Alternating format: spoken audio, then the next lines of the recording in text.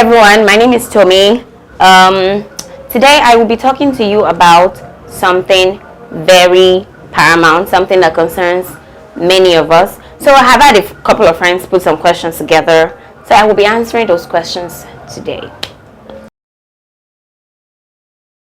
One of the things that I recommend for people who are intending to be in a relationship is first, faith, second, values, and many other things that follow through. First, faith. If you are going to be in a relationship with a guy or a girl, first you need to be clear about your faith, because one of the mistakes many people make is that they do not define their set of values, which many times has to do with their faith. Many times our faith influence our values. So you need to define your faith as a lady or as a guy. Am I marrying this person who is in the same faith as I, or am I converting to the other faith and join body with the other person? As a Christian, I think that it is paramount and very key for a lady, especially. I'm going to be speaking for ladies mostly today. For a lady who is a Christian to stay entangled to a guy who is a Christian. Yes, why did I say that? Because I said before now that faith is a very paramount and key factor in deciding who you want to be with in a relationship. Once you have laid down your purpose for a relationship, which should be marriage, you need to be sure that the person you're taking or making that decision with is of like mind as yourself. Because many times people end up saying, oh, don't worry, I'm going to convert because of you. Don't worry, when we get married, I'm going to do this and that. And eventually end up dragging the other person on the floor. I mean, you don't respect all those promises you made to the other person, and you just treat them, and eventually their faith just washes away, and many times we have clashes in homes. So think about it. So you get attracted to guys easily. Okay, first of all, getting attracted to the opposite sex is not a problem. As a matter of fact, it is natural. So have it at the back of your mind that getting attracted to the opposite sex is not a problem. But it becomes a problem when your attractions start getting funny. I mean, when you start feeling too intense, probably getting obsessed with the other person.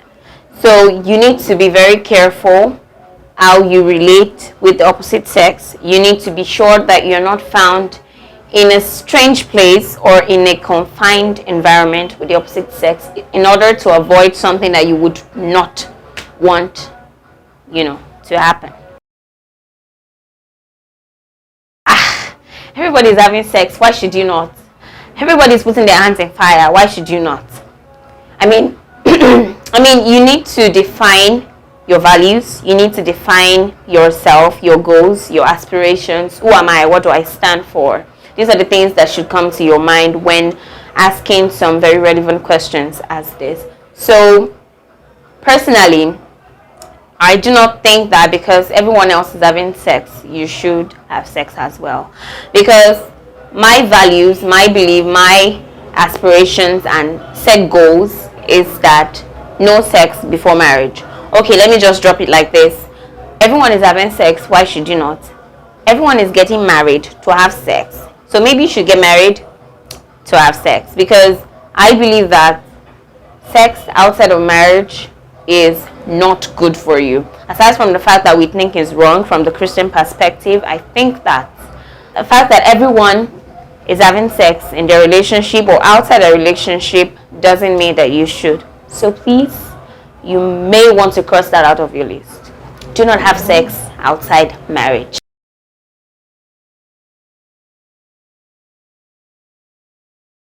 I think it's best to do a self-check, or something I like to call a self-review. What is your relationship with guys? How do you speak to these guys that are always asking you for sex? Because many times Men are triggered by the words they hear sometimes, and they're triggered by the things they see. How do you relate to the guys that are asking you for sex, or even generally, how do you react? How do you express yourself in your society or in your community? So you need to do a self-check. How do I dress to make the other person or the guy think that I'm interested in him? Or how do I relate to the guy? Are you touching the guy too much? Are you saying some things that triggers his emotions, his feelings, and arouses his sexual, feelings towards you? So if it's in the case of guys asking you for sex, you may need to just check, do a self-review as regards that. Okay, so in some other cases, however, it may not be you, it may be the guy that's asking you for sex. Some people have issues they're battling with psychologically or physically, whatever, but you just always need to be sure you do a self-check, because I say that when people have feedbacks, it's a time for them to reflect on themselves and do a self-evaluation. So you need to always be ready for a self-evaluation in order that you may not fall victim of rape or physical assault, as the case may be. I'd say no, it's not bad to collect gifts from guys. But let's look at the case where a guy is giving you this, giving you that, giving you this, giving you that.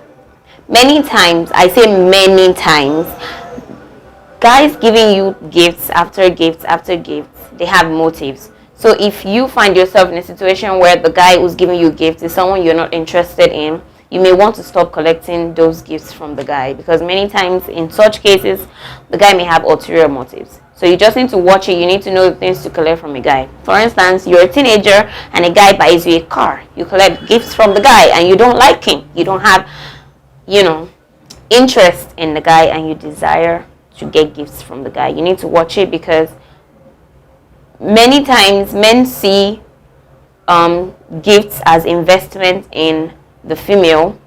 So if you keep receiving gifts from that person, you may just end up falling into a trap or otherwise.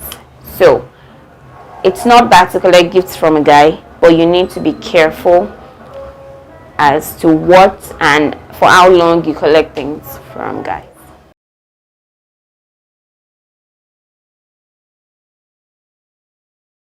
That is a very interesting question. If you agree with me, many people say, that many people in their relationship say, oh, we only kiss, we only touch, we only hug and stuff, but we do not go all the way. You know what I mean?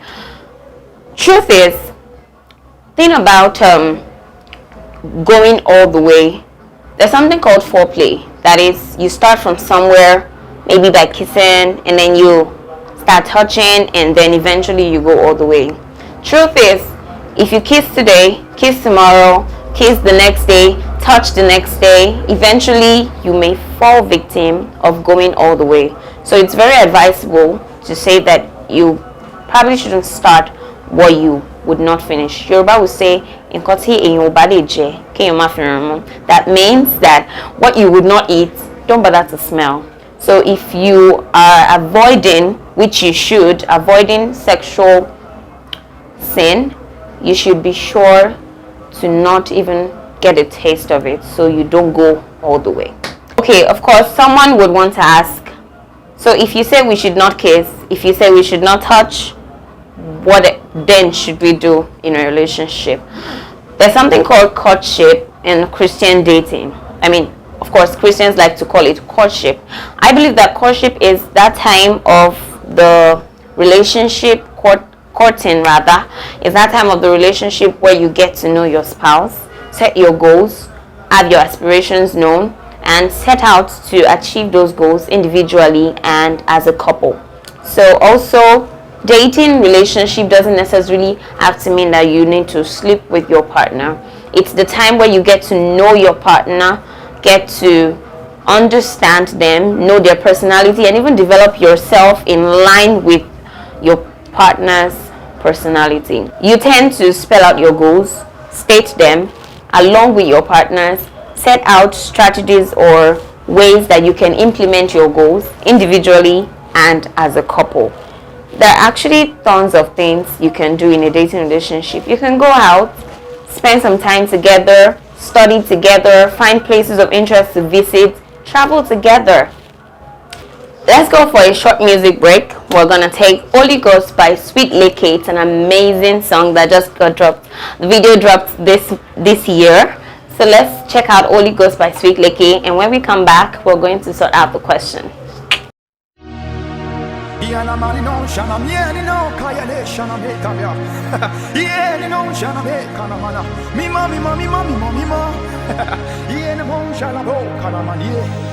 Holy Ghost, Holy Ghost, yeah, Holy Ghost,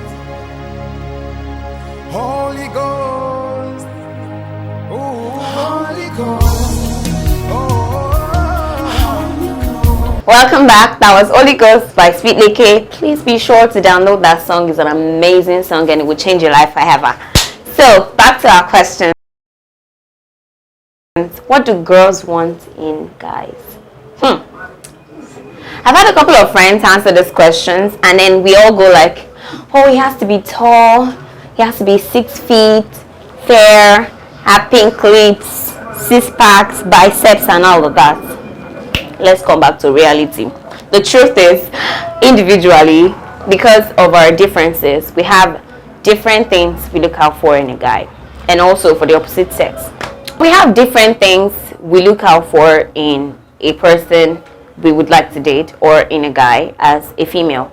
Some people say they want a God-fearing man. Some people say they want someone to make them breakfast in bed. How realistic is that? I'm not saying now that they're not people who do that. There are actually people who do that. But I feel that the attention should be shifted to more of, what are my values? Do I see my values in the other person? I talk a lot about values because I believe that values have a long way to go in our relationships, not just dating relationships, and even in the company we keep. It keeps us in check, and helps us make sure that we are on track with the right persons and we are doing the right things. We need to be sure that our values are corresponding with the other person's values. I think that should be what we should look out for in a guy as ladies. Yes, there are good guys out there. As a matter of fact, there are some in the studio with me right now.